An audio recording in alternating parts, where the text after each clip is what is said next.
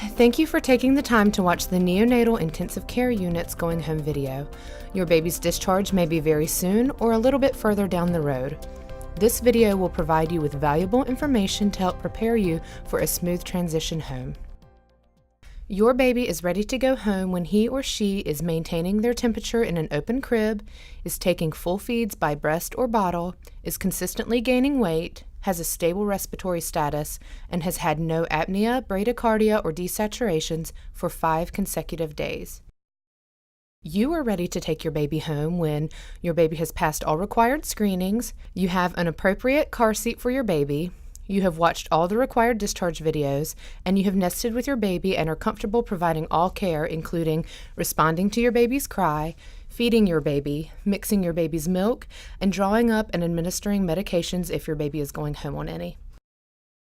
Your baby will have 1 or more appointments after discharge. An appointment will be made with your pediatrician for 1 to 2 days after discharge.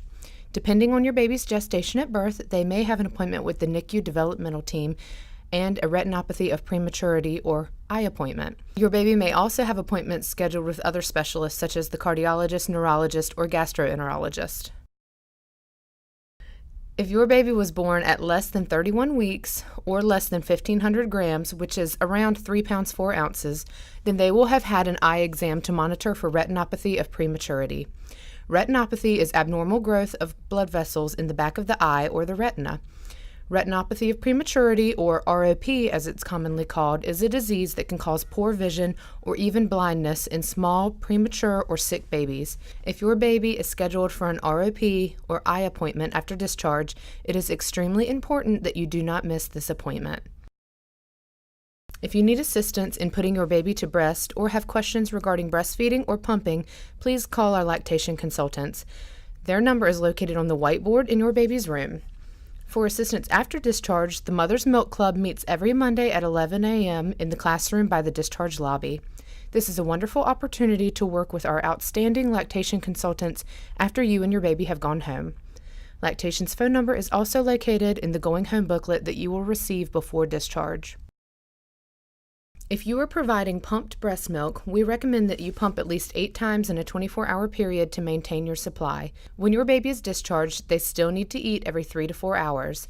They may eat more frequently than that, but do not let them go longer than 4 hours without eating. When warming your breast milk, never use a microwave. It can create hot spots, and that can cause severe burns in your baby's mouth. Warm your milk in a bottle warmer or place the bottle of milk in a cup of warm water until it reaches room temperature. Your fresh breast milk can be stored in the refrigerator for up to 6 days, in the freezer attached to your refrigerator for up to 6 months, and in a deep freezer for up to 1 year. Thawed breast milk, as well as fortified breast milk, can be stored in the refrigerator for 24 hours. Breast milk cannot be frozen once it has been fortified. When mixing your baby's formula, you can use city water, well water, or bottled drinking water. Well water must be boiled before use. When your baby is discharged, they still need to eat every 3 to 4 hours. They may eat more frequently than that, but do not let them go longer than 4 hours without eating. Always prepare formula according to your baby's specific caloric needs. You will be instructed on how to properly mix your baby's milk by the NICU staff, and you should continue to mix it this way until your pediatrician instructs you differently. When warming your baby's formula, never use a microwave. It can create hot spots that can cause severe burns in your baby's mouth. Warm the milk in a bottle warmer or place the bottle of milk in a cup of warm water until it reaches room temperature. Do not add rice cereal, baby food, extra water, or solids until your pediatrician advises you to do so. Prepared formula is good in the refrigerator for 24 hours. If your baby has sucked milk from the bottle, that milk should be used within the hour or thrown away. To use a bulb syringe, first squeeze the air out of the bulb. Place the tip of the syringe gently into baby's mouth or nostril. If you are suctioning both the mouth and the nose, always suction your baby's mouth first by placing the syringe between the baby's tongue and cheek. Release the bulb, bringing the mucus or spit into the syringe. Squeeze the mucus or spit onto a tissue or burp cloth or into the trash can.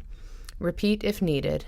Clean the bulb syringe after each use with soap and water and let air dry. Here is a video to show you the proper use of a bulb syringe.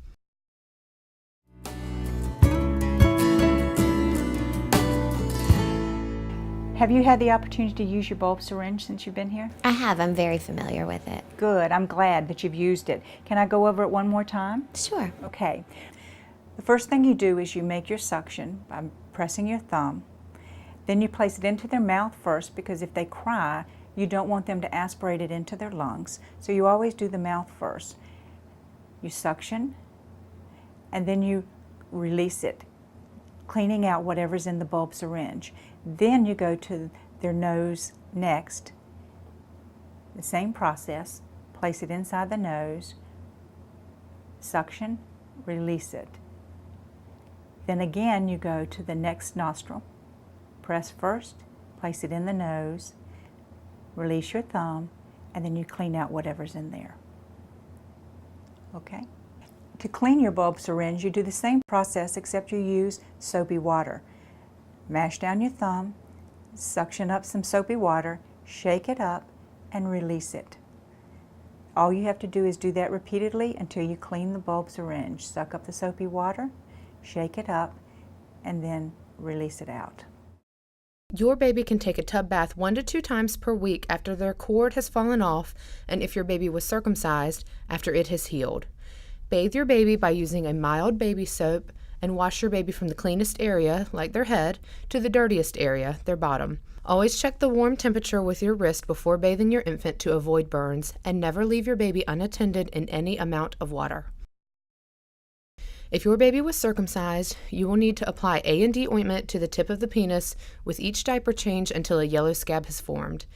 This usually takes 3 to 5 days. If you see any active bleeding or there is drainage that looks pus-like or has a bad odor, call your doctor. If you are changing your little girl's diaper, you should always wipe front to back to avoid vaginal or urinary tract infections. Your baby should have 6 to 8 wet diapers in a 24-hour period.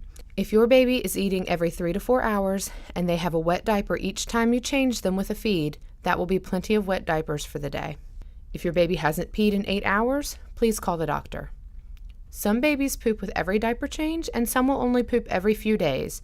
If your baby hasn't stooled in 3 to 4 days and is acting uncomfortable or has small, pebble-like poop, call the doctor.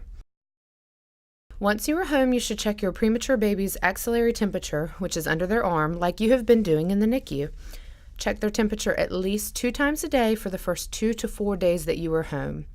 A normal temperature range is 98.0 to 98.9. If you are unsure if you have an accurate reading of your baby's temperature, recheck under your baby's other arm. If you are still unsure if the temperature is accurate, you can check a rectal temperature. To do a rectal temperature, apply a small amount of petroleum jelly to the thermometer tip. Hold your baby's legs and gently insert the thermometer tip 1/2 inch into the rectum and hold in place.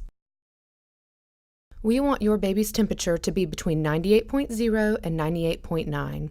If your baby's temperature is over 100.4 or below 97.0, call the doctor. If you check your baby's temperature and it is between 97.1 and 97.7, you should add a hat and an extra layer of clothes or a blanket to your baby. You may also want to increase the temperature of your house. You should then recheck your baby's temperature in an hour. Things that you can do to help your baby stay warm are keep the house between 70 and 75 degrees, keep your baby out of drafty areas, and dress your baby how you were dressed plus a light layer like a blanket.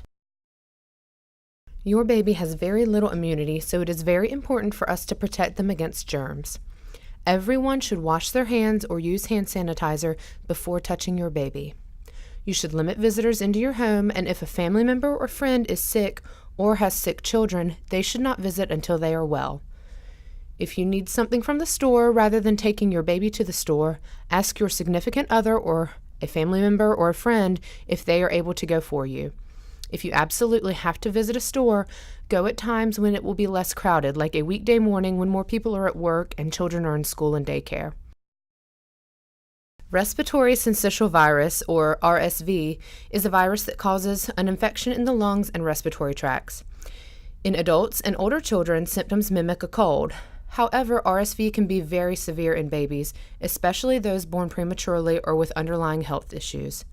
To help reduce your baby's risk of getting RSV, you should avoid crowds, other young children, and secondhand smoke.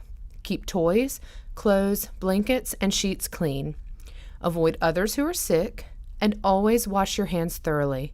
Remember, you have the power to help prevent infection in your baby. Signs and symptoms of RSV, or respiratory syncytial virus, are congestion and/or a runny nose, cough. This cough may be a dry cough or a severe cough, fever, wheezing, and rapid or difficulty breathing. If you feel like your baby has RSV, call your doctor immediately. Secondhand smoke is a major risk factor in sudden infant death syndrome, or SIDS. It can increase the risk of respiratory infections, asthma symptoms, ear infections, and meningococcal infections. If you smoke, do not smoke in your house or car with your baby. Go outside to smoke and put on a jacket over your clothing or change clothing after smoking. Do not let others smoke in your house, car, or around your baby. You should call your baby's pediatrician if your baby is not eating as well as they have been, if your baby vomits with force all or most of the feeding, if your baby hasn't peed in 8 hours or hasn't had 6 to 8 wet diapers in a 24-hour period, if your baby is irritable or will not sleep, or if your baby is unusually sleepy.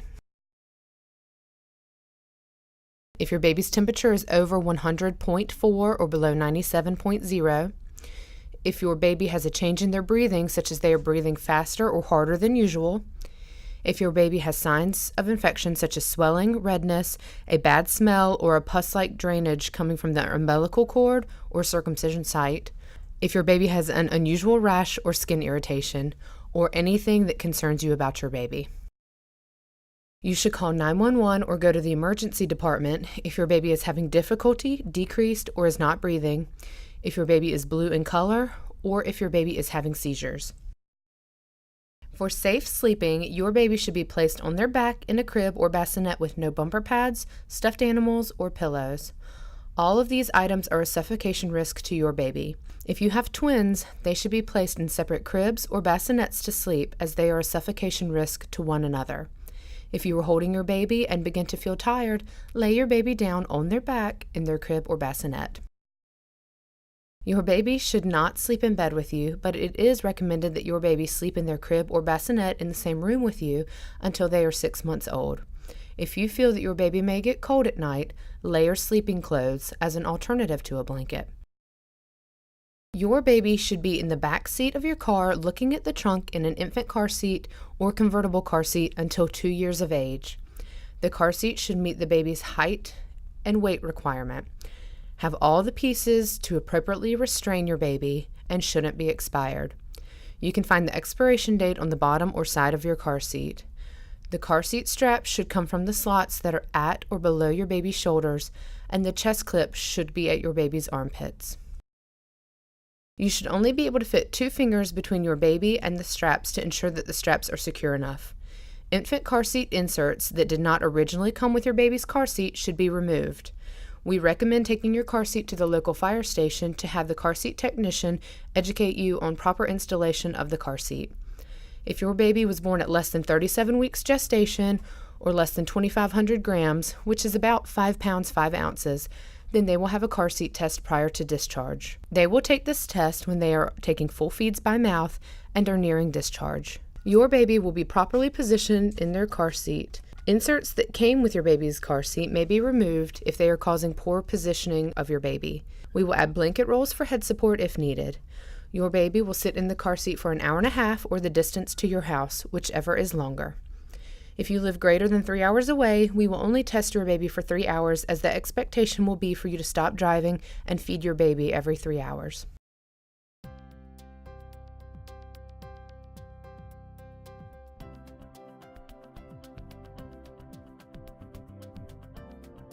Thank you for allowing us to be a part of your baby's care. A NICU team member will call you after discharge to ensure a safe and successful transition home. You will receive a patient experience survey via mail.